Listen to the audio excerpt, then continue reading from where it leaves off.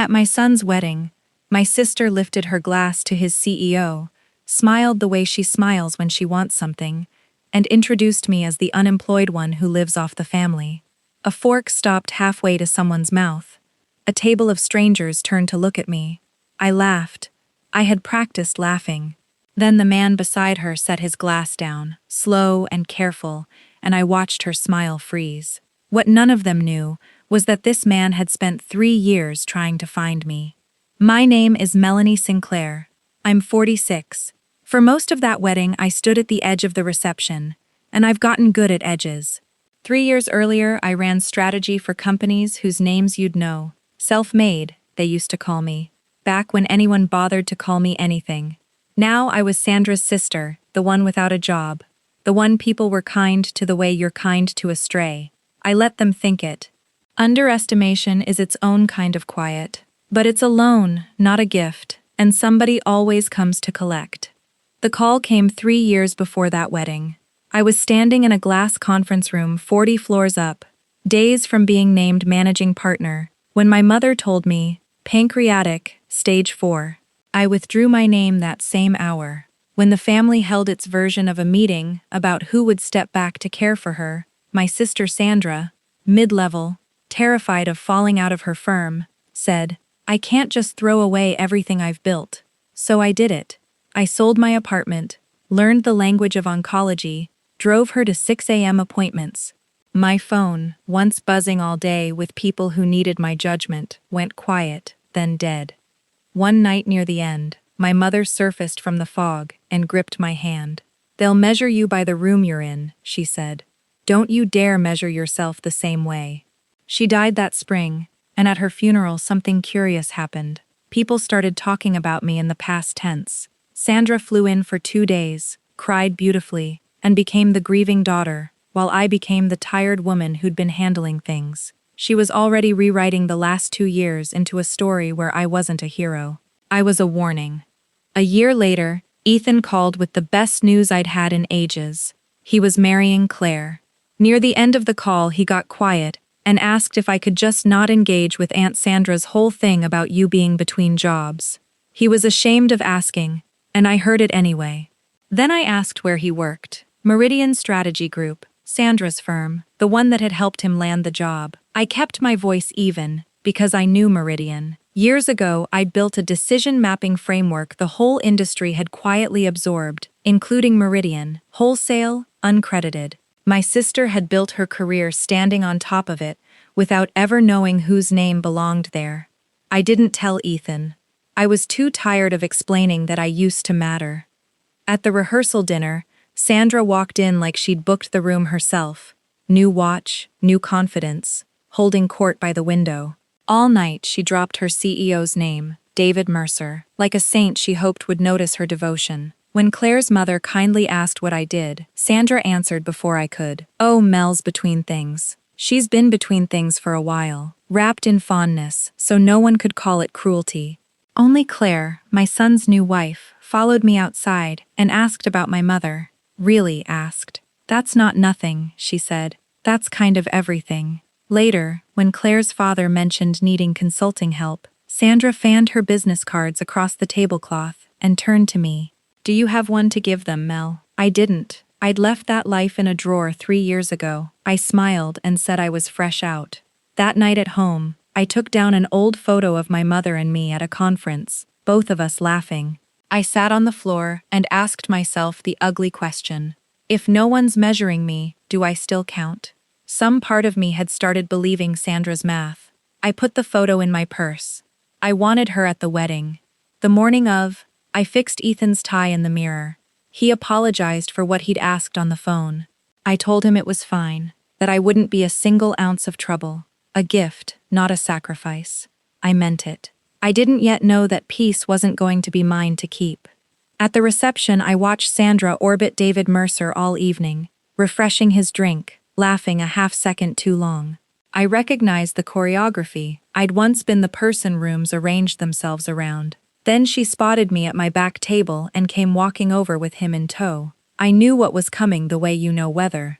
"David," she said, bright as a bell, gesturing at me like a hostess presenting a curiosity. This is my sister, Melanie, the unemployed one, lives off the family, been between things for years, bless her. I laughed, gently, the way I'd trained myself to. Then I looked at David and said the truest, quietest thing I had. She's right. I don't have a— I meant it as surrender, but the sentence turned in my mouth as I said it, because a title had never been what made me. David went very still. He set his glass down, slow and deliberate, and looked at me like I was worth focusing on. I'm sorry, he said. I don't think we've met properly. What did you say your name was? Melanie Sinclair. Sandra jumped in, laughing to pull the room back onto her rails. David repeated it slowly, and something surfaced behind his eyes. Not the Melanie Sinclair, not the one who wrote the decision mapping framework. The table went silent. He told it plainly. Meridian had run on my framework for years. It was the backbone of the firm, and when he'd become CEO 3 years ago, I was the first person he'd wanted to hire. Every recruiting cycle, his team put my name back at the top of the list. You'd gone completely off the map. I couldn't understand how someone that good just vanishes. My mother got sick, I said. I went to take care of her. She died last year.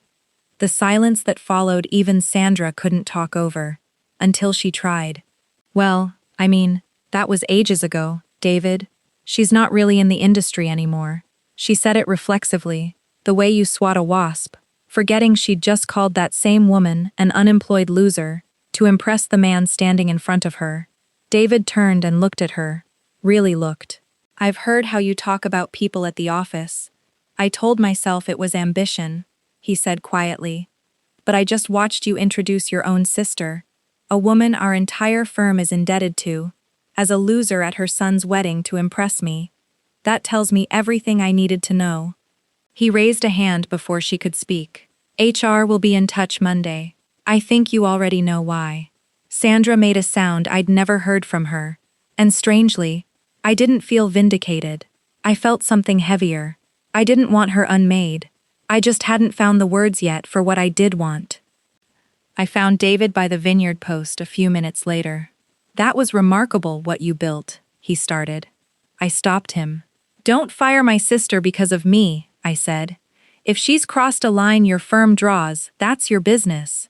But I won't start my next chapter by having a woman destroyed on my behalf. He studied me, then smiled, the first real one I'd seen, and made his pitch. A leadership seat at Meridian, a serious salary, a press release correcting the record, my name restored to the industry overnight. He set his card on the table between us. I wanted it. I won't pretend otherwise. Everything in me that had gone hungry for 3 years leaned toward that card. But my mother's voice came back clear. They'll measure you by the room you're in. Don't you measure yourself the same way. If I took that card, I'd be real again, exactly the way Sandra measured real, granted by a powerful man, printed on his letterhead. I'd win her game, which meant I'd still be playing it.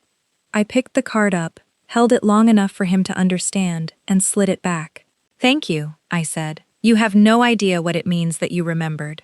But I didn't get lost out there. This room just forgot how to see. I don't need to be restored. I need to build my own table. One where the first question isn't, what's your title? It's who did you take care of? David laughed softly and pocketed the card. Most people take the chair, Melanie. You're the first one who'd rather build the room. We shook hands. Then I'll be your first client. And I'm not firing your sister for you. I'm doing it for my firm. That distinction is yours. I found Ethan by the cake, his beautiful day cracked down the middle, and told him it was still perfect, that none of this was his to carry. Across the hall, Sandra sat alone at the emptied table, her navy cards nowhere in sight. I didn't gloat. I gave her one small nod. Not forgiveness, just acknowledgement. She looked away first. Later, in the vineyard dark, I took out my mother's photograph and told her I finally understood what she'd been trying to give me. 3 years of walking out of rooms feeling myself grow smaller, and that night, I walked out feeling exactly my own size. It's been a little over a year. I built the table I told David about. Sinclair strategy, small and deliberate, 3 people and a handful of clients. David became the first of them. Sandra left Meridian that Monday. The story followed her to a lesser firm in another city. We're not close, and I've stopped pretending we will be. Ethan and Claire come for dinner now. Often. Claire's pregnant. Last week I interviewed a woman who'd left work 3 years to care for her father. Her hands shook at the gap on her resume. I didn't ask about the gap. I asked her to tell me about her dad. I knew I'd hire her before she finished talking. It turns out the years I was taught to call a gap were the fullest thing I ever did. And a person's worth was never the kind of thing that fits on a card you can fan across a table.